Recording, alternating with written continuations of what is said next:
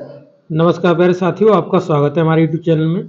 और देखिए साथियों, आज आपके लिए बहुत ही इंपॉर्टेंट इन्फॉर्मेशन है।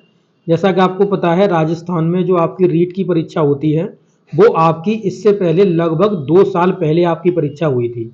अब जो आपकी परीक्षा है वो आपकी होने जा रही है और आपके लिए कितनी वैकेंसी आने वाली है इसके रिगार्डिंग आज के एक न्यूज आर्टिकल में ये न्यूज पब्लिश की गई है। तो आपके जो फॉर्म है वो रीट के कब से स्टार्ट हो जाएंगे अप्लाई करना, और आपकी जो एग्जाम डेट है वो आपकी कब रहने वाली है, आपको कितना समय मिलने वाला है तैयारी करने के लिए। तो आपको पूरी इन्फॉर्मेशन इस वीडियो में दी जाएगी। तो आप अगर चैनल पर नए हो तो जरूर से चैनल को सब्सक्राइब कर लीजिएगा ताकि आपको ऐसे ही लेटेस्ट अपडेट हमारे द्वारा दी जा सकें। ओके, चलिए वीडियो को स्टार्ट करते हैं। तो देखिए साथियों, ये आप आज का न्यूज आर्टिकल देख सकते हैं। इस न्यूज आर्टिकल में पब्लिश किया गया है कि यहाँ पर रीट 2025 आवेदन शुरू होने की बेसब्री। इस बार रीट परीक्षा लगभग 30,000 पदों के लिए होगी। तो लगभग 30,000 पद आपके आएंगे। और देखिए लिखा हुआ है, लाखों बेरोजगारों को रीट का इंतजार, 2 वर्ष बाद होगी परीक्षा। तो 2 वर्ष पहले इसकी परीक्षा हुई थी, अब 2 वर्ष बाद होने जा रही है। तो इसको हम पूरा डिटेल में पढ़ लेते हैं। देखिए क्या इन्फॉर्मेशन आपको यहाँ पे दी गई है। तो देखिए यहाँ पे लिखा हुआ है, पत्रिका न्यूज नेटवर्क, यहाँ पे उदयपुर से ये जो न्यूज है वो पब्लिश की गई है। यहाँ पे देख सकते हैं, राजस्थान के लाखों बेरोजगार अभ्यर्थियों का इंतजार खत्म होने वाला है। राजस्थान शिक्षक पात्रता परीक्षा रीट 2025 का आयोजन जनवरी के दूसरे सप्ताह में होगा। तो आपका जो एग्जाम होने वाला है वो आपका साथियों जनवरी के दूसरे वीक में आपका होगा। यानी कि पहला जो वीक होगा वो 7 तारीख तक खत्म होगा। इसके बाद आपका 7 से 14 के बीच में, यानी 7 जनवरी से आपका आगे चल के 8 जनवरी से और 14 जनवरी तक आपका एग्जाम हो सकता है। इसमें कोई भी आपकी डेट हो सकती है। ठीक है, तो दूसरे सप्ताह में बताया गया, तो दूसरा सप्ताह यही होगा। ठीक है, आगे देखिए लिखा हुआ है, आयोजन जनवरी के दूसरे सप्ताह में किया जाना संभावित है। तो इन्होंने अपना पूरा टारगेट बनाया हुआ है कि हम इसमें कराने का पूरा प्रयास करेंगे जनवरी के सेकंड वीक में। अब आप देखेंगे आगे लिखा हुआ, परीक्षा को लेकर के तैयारियां शुरू कर दी गई हैं। तो अभी आपके पास कितना समय है, तो आप समझ सकते हैं आज हो गई आपकी 8 नवंबर, 8/11/2024। और आपका अगर आप देखेंगे तो नवंबर के बाद आपका दिसंबर हो गया, दिसंबर के बाद आपका जनवरी में आपको देखने के लिए मिल जाएगा। तो यहाँ पर पूरा 1 महीना है और उधर एक पूरा महीना आपको देखने के लिए मिल जाएगा। लगभग आपके पास 2 महीने हैं। कितने हैं, ये नवंबर और दिसंबर मिला करके आपके पास लगभग 2 महीने हैं आपको तैयारी करने के लिए। तो आप अपनी तैयारी अच्छे तरीके से स्टार्ट कर दीजिएगा ताकि आप जो रीट की आपकी एग्जाम हो उसमें आप अच्छी तरीके से क्वालिफाई कर पाएँ।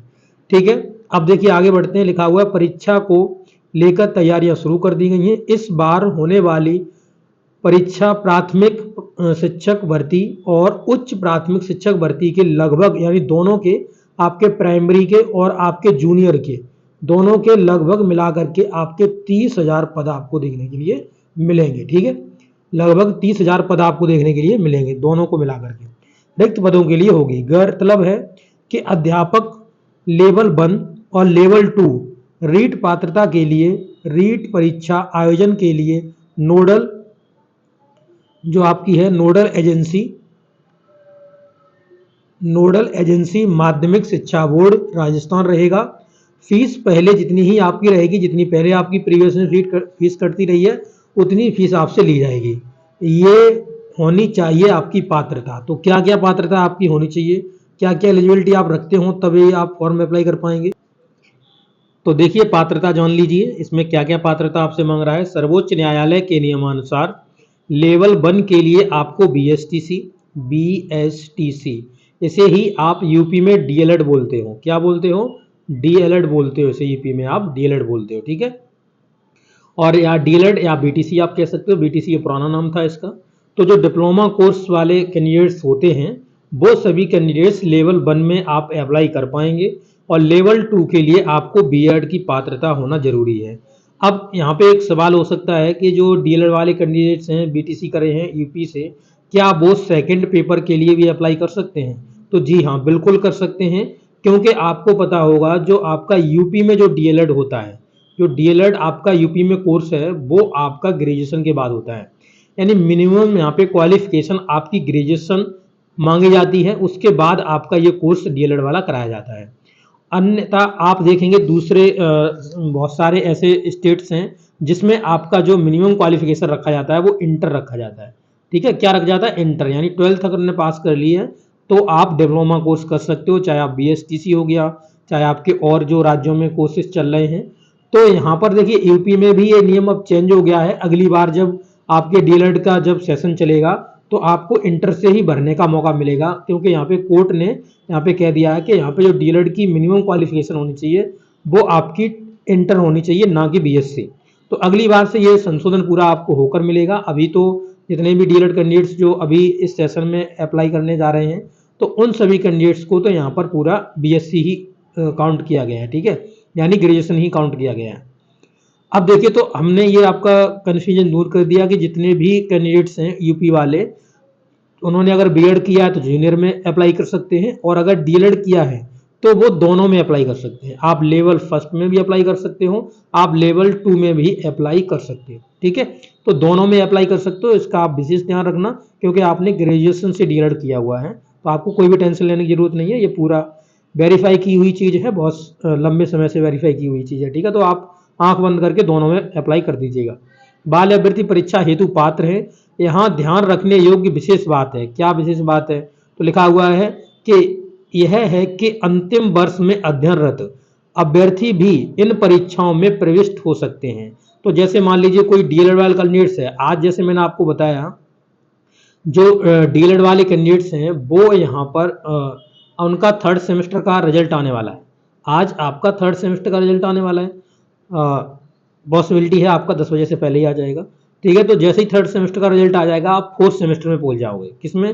फोर्थ सेमेस्टर में पहुंच जाओगे तो आप रिट में अप्लाई कर सकते हो, क्योंकि लास्ट सेमेस्टर में होने वाले अभ्यर्थी भी इसमें जो लास्ट ईयर में होते हैं वो आप अप्लाई कर सकते हो।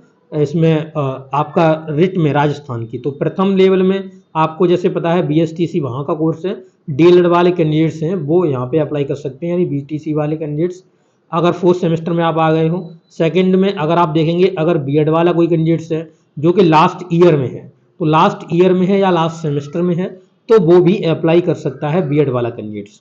कौन कर सकता है? बीएड वाला कैंडिडेट्स अप्लाई कर सकता है सेकंड में। ठीक है, लेवल नंबर 2 में। ठीक है, तो ये भी याद रखिएगा, अगर आप अपियरिंग में हो तो आप कर सकते हो। ये डाउट क्लियर रखिएगा, जो भी डाउट्स हैं मैं क्लियर साथ साथ करता जा रहा हूँ। तो देखिए लिखा हुआ है पात्रता के लिए सामान्य वर्ग, यानी जो अदर स्टेट के कैंडिडेट्स होते हैं और जो राजस्थान के जनरल कैंडिडेट्स हैं उनको सभी को 60% नंबर चाहिए होते हैं। ठीक है, 60% नंबर, और अदर स्टेट के जितने भी कैंडिडेट्स हैं उन्हें भी 60% ही चाहिए। ठीक है, क्योंकि यहाँ पे कोई भी रिजर्वेशन नहीं चलता, चाहे आप दूसरी राजस्थान के नहीं हैं, आप यूपी के हैं, कहीं के भी हैं, तो आपको कोई भी रिजर्वेशन नहीं दिया जाएगा, आपको 60% पर ही क्वालिफाई माना जाएगा। तो मिनिमम क्वालिफिकेशन मार्क्स आपके 60% ही हैं। ठीक है, आगे देखिए लिखा हुआ है जनजाति वर्ग के अभ्यर्थियों को नॉन टीएसपी क्षेत्र में होने पर, ये आपका क्षेत्र में अगर नॉन टीएसपी क्षेत्र के हैं तो आप 55% नंबर, और टीएसपी क्षेत्र के हैं होने पर आपको 36% अंक लाना अनिवार्य होता है। अनुसूचित जाति जनजाति ओबीसी, ये जो आपके ईडब्ल्यूएस कैटेगरी हैं, तो इन सभी को 55% चाहिए, क्योंकि आपको पता है कि जो आपके जो रिजर्व कैटेगरीज होती हैं, आप अगर यूपी से अगर इसका कंपैरिजन करें तो यूपी में आपका जैसे यूपी टेट होता है, क्या होता है? आपका यूपी टेट होता है। तो यूपी टेट में आपने जो कैटेगरीज के कैंडिडेट्स होते हैं उनको 82 मार्क्स चाहिए होता है। 82 का मतलब क्या हो गया? 55%। ठीक है, और जो आपके जो अनरिजर्व कैटेगरी के होते हैं या अदर स्टेट के कैंडिडेट्स होते हैं तो उन लोगों को यहाँ पर 60% मार्क्स चाहिए होते हैं। 60% का मतलब हो गया 90 मार्क्स, देखो 150 का पेपर होता है तो 90 मार्क्स आपके हो गए। 55% का मतलब हो गया कि यहाँ पे आपको 82 नंबर चाहिए, जो राजस्थान वाले कैटेगरी वाले कैंडिडेट्स हैं। ठीक है, और टीएसपी नॉन टीएसपी आप सब निकाल सकते हो। अब यहाँ पे देखिए लिखा हुआ है आगे, विधवा परित्यक्ता एवं भूतपूर्व सैनिकों के लिए ये 50% अंक हैं। यहीं दिव्यांग की बात की जाए तो 40% अंक लाने होंगे उनको, और प्रतिशत और सरिया जनजाति के अभ्यर्थियों के लिए 36% अंक चाहिए होंगे। तो सभी आप जो 150 का है उसके हिसाब से आप निकाल सकते हो। 40% निकालोगे तो इसका बट्टे में 100 करो, 2 से काट दो, 15 चौके 60, यानी 60 नंबर चाहिए होंगे। तो इस तरीके से आप जो भी परसेंटेज है आप निकाल सकते हो आसानी से। तो ये आपका है। आगे देखिए ऊपर क्या लिखा हुआ है, तो देखिए लिखा हुआ है इसी माह जारी हो सकता है नोटिफिकेशन, फिर आवेदन की प्रक्रिया शुरू की जाएगी। तो यहाँ पे देखिएगा, यहाँ पे लिखा हुआ परीक्षा विशेष संजय लूणावत ने बताया है कि रीट की परीक्षा का नोटिफिकेशन नवंबर के दूसरे सप्ताह में निकाल दिया जाएगा। तो आज आप समझ सकते हो 8 तारीख है, तो आज से इसका काउंटडाउन चालू हो चुका है और ये 14 तक काउंटडाउन आपका रहेगा। तो इसी के बीच में आपके जो फॉर्म है वो अप्लाई होने लगेंगे, ठीक है। इसके बाद देखिए लिखा हुआ दूसरे सप्ताह में निकाल दिया जाएगा। शिक्षक भर्ती परीक्षा से पहले आयोजित होने वाली परीक्षा पात्रता परीक्षा यानी क्वालिफाइंग जो आपका परीक्षा है के 2 स्तर हैं। कक्षा पहली से 5वीं तक का जो आपका होता है ये प्राथमिक लेवल होता है, ठीक है। ये इसमें BSTC वाले जो आपके कैंडिडेट्स हैं, BSTC जो राजस्थान के हैं या DLED वाले कैंडिडेट्स हैं वो इसमें अप्लाई कर सकते हैं। लेवल 2 में भी बता दिया मैंने आपको, EP वाले कैंडिडेट्स, ठीक है। अब देखिए यहाँ पे लिखा है होने पर पात्रता परीक्षा 2 स्तर पे होनी है। पहले ही आपका 1 से लेकर 5 तक का और दूसरा आपका 6 से लेकर 8 तक का। 6 से लेकर का 8 तक का वहाँ पे लेवल 2 बोला जाता है। अपने यूपी की अगर बात करी जाए तो यहाँ पे जूनियर लेवल बोला जाता है, ठीक है। जूनियर लेवल का जो आपका टेट होता है वो बोला जाता है। इसमें नेगेटिव मार्किंग, इसमें देखिए लिखा इसमें कोई भी नेगेटिव मार्किंग नहीं रखी जाएगी आपकी, ठीक है।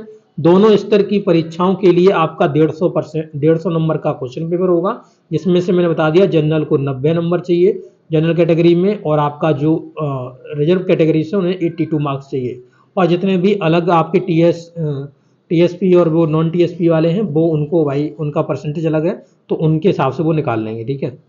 अब देखिए लिखा हुआ है इसके लिए आपको 2.5 घंटे का आपको टाइम दिया जाएगा, यानी आपको 2 घंटे 30 मिनट का आपको समय दिया जाएगा 150 प्रश्नों को हल करने के लिए।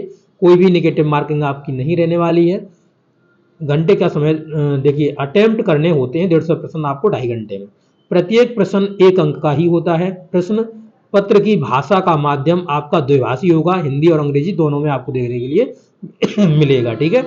लेवल 1 के लिए प्रश्न पत्र की कठिनाई का स्तर कक्षा 10वीं तक का, और लेवल 2 के लिए जो आपका कठिनाई का स्तर है कक्षा 12 तक के का आपका होगा, ठीक है। अब यहाँ पे देखिए जो पदों का कुछ ब्यौरा दिया गया है, यहाँ पे आप देख सकते हैं। तो कितने कितने पद खाली हैं, कितने वर्किंग में चल रहे हैं, और कितने मतलब लोग पहले से ही यहाँ पे वर्किंग हैं, यानी आपके स्वीकृत पद दिए गए हैं। कार्यरत कितने हैं तो दिखा है राजस्थान शिक्षा विभाग में पदों की स्थिति क्या है। प्रधानाचार्य की अगर आप देखेंगे तो यहाँ पर जो पद स्वीकृत है वो 17,785 पद स्वीकृत हैं, और कार्यरत हैं 10,296। यहाँ पर जो रिक्त पद हैं वो आपको दिख रहे होंगे 7,489 पद। यहीं पे आप देखेंगे तो स्कूल व्याख्याता यहाँ पे 55,341 पद स्वीकृत हैं, यानी इतने पद होने चाहिए मतलब हैं, और इसमें से इतने 37,000 आपका 785 भरे हुए हैं। और यहाँ पर जो खाली हैं वो आप देख सकते हो यहाँ पे कितने हैं 17,556। इसी तरीके द्वितीय श्रेणी के शिक्षक आप देखेंगे तो यहाँ पर 1,08,851 जो पद हैं स्वीकृत हैं, जिसमें से कार्यरत 75,000 आपके 11 हैं, ठीक है। और यहाँ पर जो 33,840 पद रिक्त हैं अभी यहाँ पे आप देखेंगे। तृतीय श्रेणी लेवल 2 शिक्षक के, तो यहाँ पर इसके जो पद हैं वो आपके 18,000 पद खाली हैं तृतीय लेवल फर्स्ट के लिए। तो लेवल फर्स्ट के लिए यहाँ पर देखेंगे तो 18,936 पद खाली हैं। यही देखेंगे प्रशिक्षण एवं सहायक शिक्षण प्रथम द्वितीय तृतीय के लिए यहाँ पर जो आपके पद खाली हैं वो 4,153 हैं। और यहाँ पर देखेंगे तो ये जो आप प्रयोगशाला सहायक प्रथमक द्वितीय तृतीय ये आपके 1,078 पद खाली हैं। तो ये सभी पदों का खाली का ब्यौरा दिया गया है। यहाँ पे स्वीकृत पद दिए गए हैं, कार्यरत कितने कैंडिडेट्स हैं वो आप यहाँ पे देख सकते हो। तो इस पूरे न्यूज आर्टिकल का मैंने आपको पूरा समझा दिया है, हर एक चीज़ को अच्छे से आपको व्याख्यान कर दिया है, तो आप समझ गए होंगे। तो आप इस वीडियो को ज़्यादा से ज़्यादा अपने दोस्तों के साथ शेयर कर दीजिएगा, ताकि उनके आने वाले जो जितने भी डाउट्स उनके दिमाग में वो क्लियर हो पाएँ। ओके साथियों, ऐसी इन्फॉर्मेशन चाहते हो तो आप ज़रूर से चैनल से जुड़ जाइएगा। चैनल को सब्सक्राइब कर लीजिए, वीडियो को लाइक कर दीजिए और अपने दोस्तों के साथ शेयर कर दीजिएगा। ओके, थैंक यू दोस्तों।